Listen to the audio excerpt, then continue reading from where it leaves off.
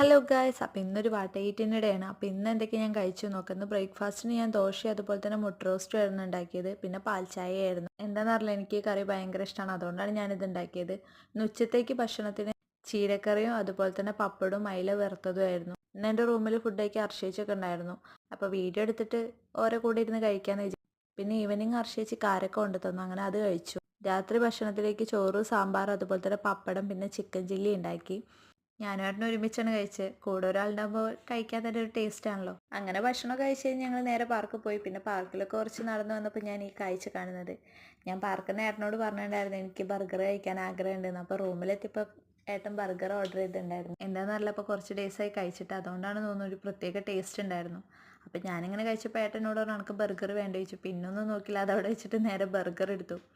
ഒന്നും പറയാനില്ലായിരുന്നു, അടിപൊളിയായിരുന്നു, നല്ല ടേസ്റ്റ് ഉണ്ടായിരുന്നു. പിന്നെ എപ്പോൾ ഭക്ഷണം കഴിക്കുമ്പോൾ അവിടെ ഇവിടെയൊക്കെ ആയിട്ടുണ്ടാവും, അതൊരു ഭാഗമാണല്ലോ.